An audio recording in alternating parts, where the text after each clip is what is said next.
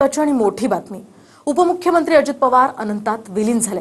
पण आता विमान अपघातासंदर्भात हवाई उड्डाण मंत्रालयानं एक पत्रक जारी केलं, ज्यामध्ये अजित पवारांच्या पायलटनं शेवटच्या क्षणी ATCला प्रतिसादच दिला नाही असं सांगण्यात आलंय.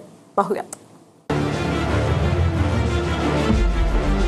अजित पवारांच्या विमान अपघात प्रकरणात केंद्रीय नागरी हवाई उड्डाण मंत्रालयानं स्पष्टीकरण दिलंय.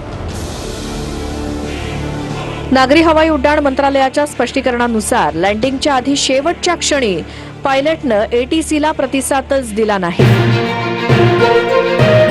महाराष्ट्र राज्याचे उपमुख्यमंत्री तथा अर्थमंत्री अजितदादा पवार यांच्या बारामती विमान अपघातासंदर्भात सर्वात मोठी आणि धक्का देणारी माहिती समोर आलेली आहे. बघा, हा विमान अपघात नेमका कसा झाला? या लेअर जेट 45 विमानामध्ये काही बिघाड झालेला होता का?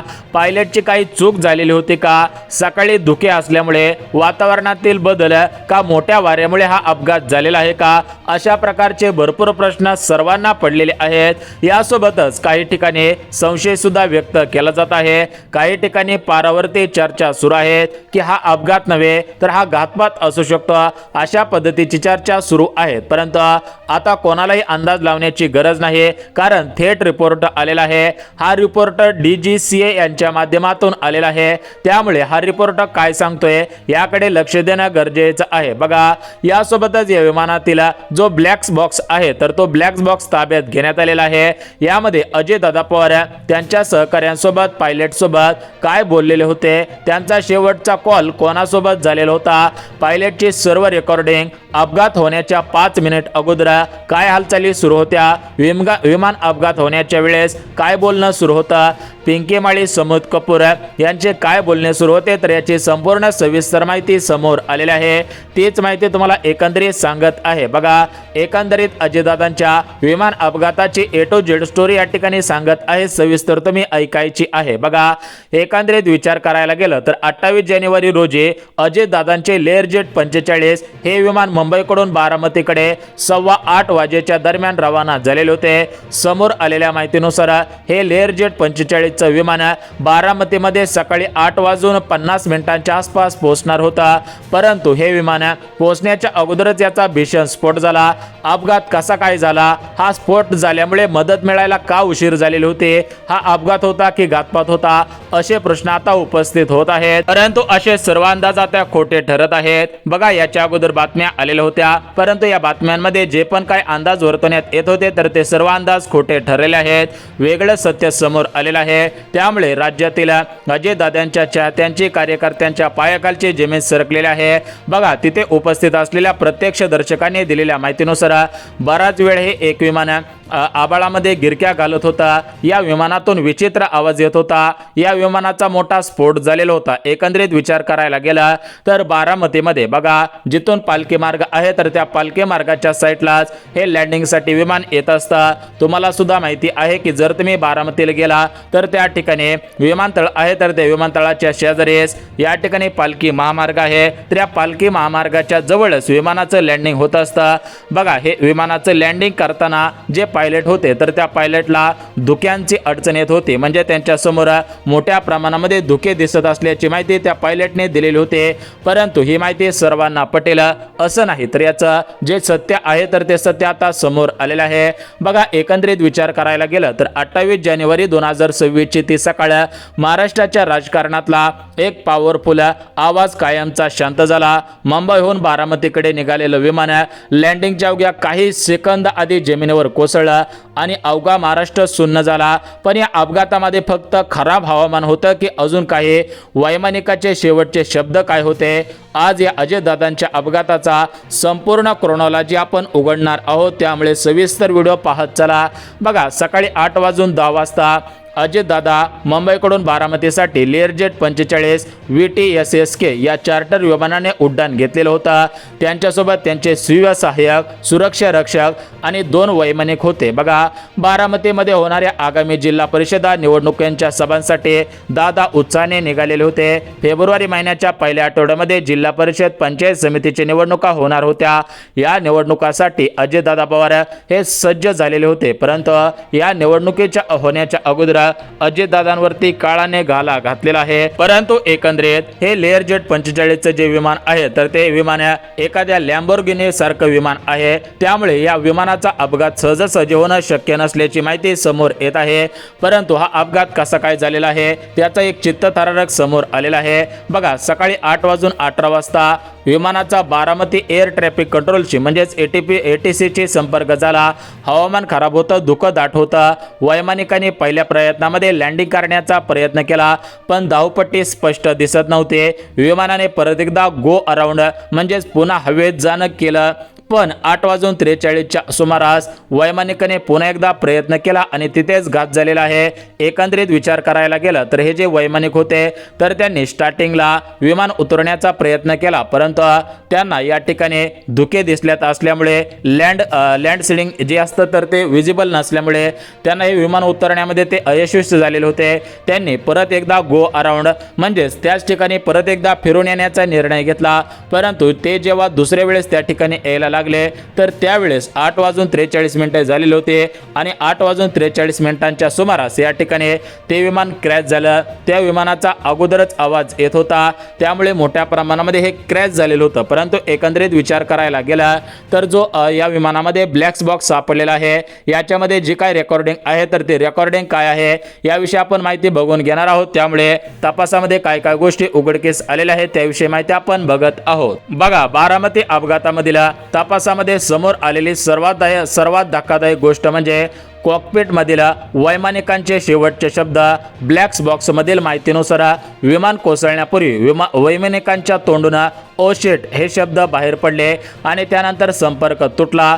कोणतेही मेडे आणीबाणीची हाक न देताच विमान क्षणार्धात खाली कोसळलं आणि त्याला भीषण आग लागली. एकंदरीत विचार करायला गेला तर या विमानामध्ये एक ब्लॅक बॉक्स असतो. त्याच्यामध्ये आतमधील जेवढे पण कोण बसेल असेल तर त्यांचे सर्व रेकॉर्डिंग होत असतात. म्हणजे काय बोलणं सुरू असेल फोनवरती काय असेल तर ती सर्व रेकॉर्डिंग या विमानाच्या एका ब्लॅक बॉक्समध्ये होत असते आणि त्या ब्लॅक बॉक्समध्येच हेच रेकॉर्डिंग या ठिकाणी सापडलेली आहे. तर याच्यामध्ये शेवटचे 2 शब्द काय होते त्या माहिती सुद्धा आपण बघून घ्यात. बघा, बारामती विमानतळ हे प्रामुख्याने वैमानिक प्रशिक्षणासाठी वापरलं जातं. तिथे अत्याधुनिक इन्स्ट्रुमेंट लँड सिस्टीम उपलब्ध नव्हती म्हणजेच ILS उपलब्ध नव्हते. मीटर दृश्यमानता असताना हे वैमानिकांनी 5000 मीटरची गरज असतानाच लँडिंगचा धोका पत्करला का हा मोठा प्रश्न आता DGCA आणि AAIBच्या तपासाचा विषय आहे. बघा, या अपघातात अजित पवारांसह विमान अपघातामध्ये 5 जणांचा मृत्यू झालेला आहे. बघा, 29 जानेवारी रोजी यांच्यावरती बारामतीत शासकीय इमारत अंत्यसंस्कार करण्यात आले. पंतप्रधान मोदी आणि अमित शहा यांनी सुद्धा या घटनेवरती शोक व्यक्त करताना दादांना श्रद्धांजली वाहिलेली आहे. बघा, अजित दादांच्या या अचानक जाण्याने महाराष्ट्राच्या राजकारणात एक मोठी पोकळी निर्माण झाली आहे. हा केवळ अपघात होता की सुरक्षिततेतील त्रुटी? तुम्हाला काय वाटतं? या ठिकाणी अशा पद्धतीने माहिती समोर येत आहे. एकंदरीत विचार करायला गेला तर बघा, 28 जानेवारी 2026 रोजी बारामती विमानतळा परिसरामध्ये अजित दादांचे या ठिकाणी भीषण स्फोट होऊन निधन झालेले आहे. बघा, याच्यामध्ये अजितदादा पवार यांचं वय वर्ष 66 वर्ष होतं. त्यांचं निधन झालं. यासोबत विदीप जाधव PSO, यासोबत पिंकीमाळी स्टाफ, कॅप्टन सुमित पवार आणि कॅप्टन शुभांगी पाठक यांचा सुद्धा समावेश होता. बघा, नागरी विमान वाहतूक मंत्रालय आणि DGCA द्वारे चौकशी सुरू आहे. परंतु एकंदरीत विचार करायला गेला तर याच्यामध्ये कोणकोणत्या गोष्टींचा समावेश होत आहे. एकंदरीत बघा, अजितदादांनी राज्यातील शेतकरी बांधव असतील, राज्यातील मजुरी करणारे असतील तर या सर्वांसाठी विविध योजना सुरू केलेल्या होत्या. राज्यातील सामान्य वर्गासाठी मोठ्या प्रमाणाचं योगदान अजयदादांनी दिलेलं होतं. त्यामुळेच बारामतीमध्ये 29 जानेवारी रोजी लाखोंच्या संख्येने लोक उपस्थित होते. अजयदादांवरती अंत्यविधी अजितदादांचा 29 जानेवारी रोजी पार पडला. परंतु विचार करायला गेलं तर हे घातपात होता की अपघात होता हा प्रश्न अजूनही सर्वांच्या मनामध्ये पडलेला आहे. आता बघा, राजकारण म्हणजे एका क्षणामध्ये सगळं बदलत असतं, तुम्हाला सुद्धा माहिती आहे. त्यामुळे हा संशय व्यक्त करणं साहजिकच आहे. सध्याच्या स्थितीला पाहायला गेलं तर विविध माध्यमातून सुद्धा अशा बातम्या येत आहेत की अजयदादांचा अपघात नाही तर हा घातपात झालेला आहे अशी माहिती समोर येत आहे. परंतु खरंच हा अपघात झालेला असावा की घातपात झालेला असावा याविषयी आपण माहिती देत आहोत. परंतु जो विमानामध्ये ब्लॅक बॉक्स असतो तर ब्लॅक बॉक्स मधून काय सत्य समोर आलेलं आहे याविषयी सुद्धा माहिती बघत आहोत. आता बघा, या विमानातील हा जो ब्लॅक बॉक्स आहे तर हा ब्लॅक बॉक्स प्रत्येक विमानामध्ये असतो. याच्यामधून काय काय गोष्टी समोर येत असतात तर बघा, याच्यामध्ये काय असतं की विमानामध्ये बसलेले जेवढे पण कोणी असतात तर ते कोणासोबत बोललेले आहेत का, त्यांचं 5 ते 10 मिनिटांमध्ये काय काय झालेलं आहे त्याविषयी सुद्धा माहिती त्याच्यामध्ये रेकॉर्डिंग होत असते. विमान क्रॅश होण्याच्या अगोदर काय संवाद झालेला आहे त्याची माहिती सुद्धा यामध्ये येत असते. बघा, अजितदादा पवार हे मुंबईकडून बारामतीला येत होते, कारण बारामतीमध्ये त्यांच्या 4 सभा होणार होत्या. या 4 सभेमध्ये लाखोंच्या संख्येने लोक उपस्थित राहणार होते. परंतु अजितदादा पवार या सभेला जाण्याच्या अगोदरच त्यांच्यासोबत असं काय घडलं की आपण मनात सुद्धा आणू शकत नाही. अजितदादांना भावपूर्ण श्रद्धांजली मानायचं सुद्धा कोणाचं धाडस होत नाही.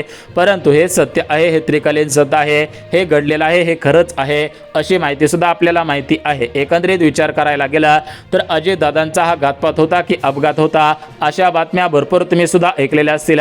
परंतु एकंदरीत सध्याच्या स्थितीला पाहायला गेला तर महाराष्ट्र राज्याचे उपमुख्यमंत्री अजितदादा पवार हे विमानामध्ये जे पायलट आहे तर त्या पायलटच्या चुकीमुळे हा या ठिकाणी अपघात झालेला असावा अशी माहिती सुद्धा मिळत आहे. एकंदरीत विचार करायला गेला तर राज्याचे मुख्यमंत्री फडणवीस साहेब, राज्याचे उपमुख्यमंत्री एकनाथ शिंदे साहेब यांनी सुद्धा याच्यावरती स्पष्टीकरण दिलेले आहे. याची चौकशी CIDच्या माध्यमातून होत आहे. एकंदरीत हा जरी अपघात वाटत असला तरी पण यामध्ये काही घातपात झालेला आहे का याची चौकशी कठोर पद्धतीने केली जाईल. मोदी साहेब असतील, शाह साहेब असतील, केंद्रीय मंत्री गडकरी साहेब असतील यांच्या माध्यमातून सुद्धा यावरती महत्त्वाचे संदेश देण्यात येत आहेत. एकंदरीत विचार करायला गेला तर राज्याचे उपमुख्यमंत्री अजितदादा पवार, दुसरे उपमुख्यमंत्री एकनाथ शिंदे साहेब यावरती मोठं स्पष्टीकरण देत आहेत. परंतु हा घातपात आहे की अपघात आहे हा प्रश्न गावखेड्यामध्ये, निमशहरी भागामध्ये, शहरी भागामध्ये अजून तेवढ्याच ताकदीने फिरत आहेत. कारण अजितदादांचं असं अचानक जाणं हे सर्वांना भोवलेलं नाही. काहींना वाटत आहे की हा घातपात झालेला असावा असा संशय सुद्धा व्यक्त केला जात आहे. परंतु सध्याच्या स्थितीला विचार केला तर हा घातपात नसल्याची माहिती समोर येत आहे. जास्त प्रमाणामध्ये अशी माहिती मिळत आहे. बघा, एकंदरीत विचार करायला गेला तरी वैमानिकाची चुकी असल्याचे या ठिकाणी निदर्शनात जास्त प्रमाणामध्ये येत होते. बघा, जर त्या वैमानिकाने अजून दुसऱ्यांदा सुद्धा तो गो अराउंड घेतला असता, म्हणजेच त्यांनी पहिल्यांदा हे विमान उतरण्याचा प्रयत्न केला, जर त्यांनी अजून दुसऱ्यांदा आणि तिसऱ्यांदा असाच प्रयत्न केलेला असता तर या ठिकाणी फायदा झाला असता. अजितदादा आज आपल्यामध्ये असते. परंतु या वैमानिकांना वाटलं की एका वेळेस आपल्याकडून गो अराउंड असं झालेलं आहे, त्यामुळे आता दुसऱ्यांदा असं होऊन द्यायचं नाही. त्यामुळे त्यांनी दुसऱ्यांदा या ठिकाणी लँड म्हणजे उतरायचा प्रयत्न केला. परंतु हा प्रयत्न अनसक्सेसफुल झालेला आहे. हे विमान जवळचेच एका मोठ्या खड्ड्यामध्ये पडलेलं होतं, याचा भीषण स्फोट झालेला होता. आता त्या ठिकाणी बघा, विविध नागरिकांची घरे आहेत तर त्यांना त्याचा आवाज आला, भीषण स्फोट झाला. कारण याच्यामध्ये 1400 लिटरपेक्षा जास्त अधिक फ्यूल होता. आता हे फ्यूल डायरेक्ट डोंगरदऱ्यामध्ये कोसळला, त्यामुळे हे विमानाचे तुकडे तर झाले आणि याचा मोठा असा स्फोट सुद्धा पाहायला मिळालेला आहे. आता जे प्रत्यक्षदर्शीने होते, म्हणजेच ज्यांनी हे विमान आकाशामध्ये फिरताना पाहिलं तर त्यांनी दिलेल्या माहितीनुसार बराच वेळ हे विमान आकाशामध्ये गिरक्या घेत होता. या विमानाच्या इंजिनमधून विचित्र असा आवाज येत होता. म्हणजेच काही ठिकाणी बोललं जात आहे की या विमानामध्येच काही तांत्रिक बिघाड झालेला असावा. काही ठिकाणी बोललं जात आहे की जे वैमानिक होते, जे पायलट होते तर त्यांच्यावरती अगोदरच 3 वेळेस त्यांचं निलंबन करण्यात आलेलं होतं. म्हणजेच ते काही ठिकाणी व्यसन करत असल्याची माहिती सुद्धा छापून आलेले आहे. त्यामुळे सुद्धा अशी गोष्ट घडलेली असावी अशी माहिती सुद्धा मिळत आहे. परंतु एकंदरीत याचा सूत्रधार, म्हणजेच एकंदरीत विचार करायला गेला तर ही या ठिकाणी अपघात होता की घातपात होता हा प्रश्न परत एकदा उपस्थित होत आहे. परंतु घातपात होता की अपघात होता याचं स्पष्टीकरण कशा पद्धतीने लागू शकतं याविषयी आपण माहिती बघून घेऊया. आता बघा, विचार करायला गेला तर या ठिकाणी आपल्या महाराष्ट्र राज्यामध्ये आणि संपूर्ण भारत देशामध्ये अशा विविध घटना घडत आहेत. बघा, अहमदाबादमध्ये सुद्धा मोठ्या प्रमाणामध्ये असंच विमानाचं क्रॅश झालेलं होतं, विमान पडलेलं होतं, त्यामध्ये सुद्धा निष्पाप जीवांचा बळी गेलेला होता. एकंदरीत विचार करायला गेला तर त्याचा सुद्धा त्यावेळेस ब्लॅक बॉक्स काढून त्याच्यामध्ये काही व्हॉइस रेकॉर्डिंग असेल ते सुद्धा या ठिकाणी तपासण्यात आलेलं होतं. आणि आता सुद्धा तसंच झालेलं आहे. अजयदादांच्या विमानामध्ये जो ब्लॅक बॉक्स होता तर त्याची तपासणी सुरू आहे. यामध्ये काही रेकॉर्डिंग सापडते का, अजयदादांचे शेवटचे शब्द त्या 5 सेकंदांमध्ये काय घडलं अचानक हे विमान कसं काय कोसळलं याविषयी माहिती लवकरच समोर येईल, परंतु सध्याच्या स्थितीला CCTV फुटेज समोर येत आहेत. या CCTV मध्ये स्पष्टपणे दिसत आहे की हे विमान एका बाजूला कललेलं आहे आणि त्या ठिकाणी हे एकदा वरच्यावरच फिरलेलं आहे, म्हणजेच या ठिकाणी वरच्यावर फिरून ते डायरेक्ट कोसळल्याची माहिती समोर येत आहे. तर याच्यामध्ये 90% वैमानिकाची चुकी असू शकते अशी माहिती या विमानाच्या मालकांनी दिलेली आहे, कारण हे पूर्णपणे त्या वैमानिकाच्या हातामध्ये असतं. जर त्यांनी निर्णय घेतला तर हे विमान हवेत जाऊ शकतं आणि त्यांनी निर्णय घेतला तर हे विमान कोसळू शकतं. याच्यामध्ये ना तुम्ही होतात ना मी होता, तरी वैमानिकाची चूक असल्याची माहिती या विमानाच्या मालकांनी दिलेली आहे. परंतु सध्याच्या स्थितीला CID असेल, DGC असेल यांच्या माध्यमातून याचे कठोरपणे कसून या ठिकाणी तपासणी सुरू आहे. लवकरच या ठिकाणी महत्त्वाचा रिपोर्ट समोर येईल. रिपोर्ट आल्यानंतर आपण त्याच्यावरती माहिती पाहणार आहोत. तोपर्यंत तुम्ही अजून चॅनलवरती नवीन आलेला असाल आणि अजून चॅनलला सबस्क्राईब केलं नसेल तर लगेच सबस्क्राईब करून ठेवा, जेणेकरून अशाच माहिती पाहायला मिळत राहतील.